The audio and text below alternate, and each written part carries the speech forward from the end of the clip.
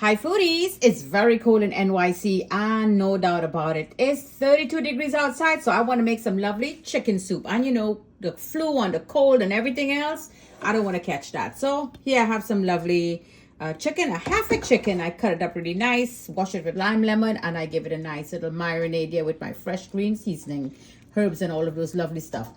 Pumpkin, carrots, African yam, celery. What else we have in here? Eddos. Yep, that's right. This is just about enough. I have my cock soup here. I'm going to be making some cornmeal dumpling. Yep, flour dumpling with some cornmeal. And this is some lentil dal. This boiled very quickly. See how thin that is? I just give it a gentle wash and I had it soaking there for a few minutes. So guess what? Let's start cooking now. So in my big soup pot, crank that heat up to high, and here I have my Ruku oil. This is going to add great flavors, and also it's going to give some lovely color into that lovely chicken.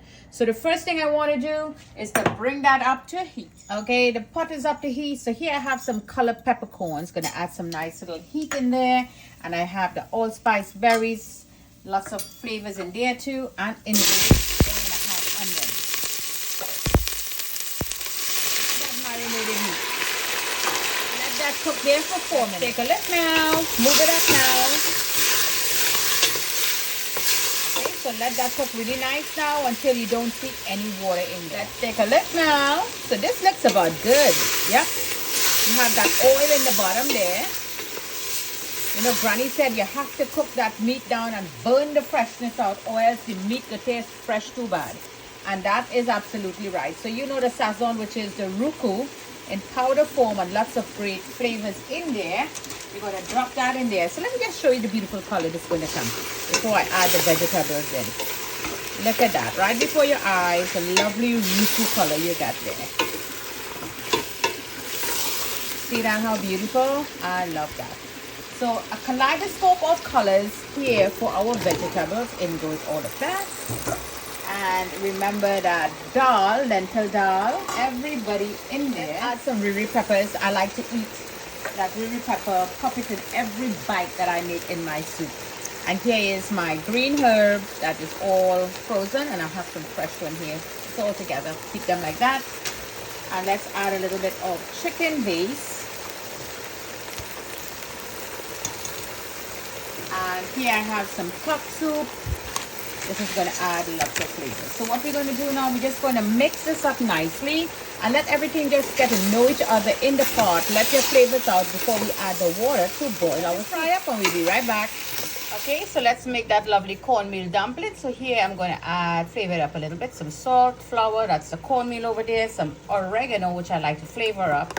Give it a nice little taste, you know, just to taste like raw flour. Oh, Granny and she dumpling. Please don't make it taste like raw flour, because only cat does eat raw flour. How many of you remember that saying back home from the old people? So that's all we're going to do. Let's give this a good mix now and bring it together to make that lovely dumpling. Let's take a look now. Oh, wow. Everything is sticking up already in the bottom. So you know it's time to add boiling water. Okay, so you add your boiling water to continue the process in cooking. So you drop that in, give it a good little mix. Just give it a little scrape in the bottom if anybody got stuck. Well, I got some people stuck in the bottom there. So it will loosen up very nicely. So here is my dumpling. This is my dough. And I'm going to show to you how easy it is. So you're just going to break a little piece, and that's it. You're going to give it a nice little roll, and we're going to drop it in. So everything is going to cook together because the vegetables are all cut nicely. So the dumpling, the vegetables, and the meat, they're all going to finish cooking at the same time now. So let me finish up. Lovely soup here from Jenny's Wok. So it have been 15 minutes now, foodies. Let's take a look and see what's going on in there. Okay, that's better now. We could see clear now. So everything looks really nice. I know these things are all so heavy, and I know it's well cooked. It's soft and nice. Let's just take one of this piece of African yam and just cut into it. Look at that. No tension at all. Perfectly cooked, smooth and nice. But I want to just give it like 2 more minutes. So I'm going to put the lid back on. And we'll be back in 2 minutes. So this looks good now. It's 2 minutes gone by. So here I have some tangy tamarind chutney sauce.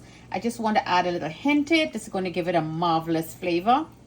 A nice tangy, sweet, sour. Wow, beautiful. Just a little bit, not too much. My friend from India, she introduced me to that, and my Filipino friend also. So time to taste. I think I need a little more heat, so I add a little bit of chili there. And let's not forget the island flavor of Golden Ray cooking margarine that brings back that rich Creole flavor. Now, if you do not like this, it's not a problem. Don't put it in. I absolutely like it. I grew up with this, so I'm just going to add a little piece in there, just like so. Drop it in there. Let's just mix a little tamarind sauce in the bottom there. Now, if your family don't like it, just put it in your plate only, but I want you to give it a try with that tamarind, and you're really going to love it. Even if you have some tamarind chutney from the Doubles van down the road, just get a little bit and drop it in there, and you would love it. So now I'm going to just put the lid on, turn the heat off, and we're going to do a plate. Look at this pot of goodness. Look at that coating at the top. How many of you remember this? So it has been sitting for 5 minutes. So now let's just mix up that Nathan flavor in there, that Golden Ray cooking margarine. And now let's do a lovely plate. Here is our hearty vegetables, a kaleidoscope of color. We lost it now. It becomes very dull. But we're going to bring it back here with all these lovely creamy, well-cooked provision. And we all say provision, ground provision, and that meat, that chicken soup, lovely pieces of chicken meat there. I put back and neck and leg and thigh, so we will get that marrow coming out of the meat to give you a lovely flavor. Those dumplings, we must have those dumplings in there. Granny always say, put the dumpling in there, it'll fill up your belly fast because it's heavy.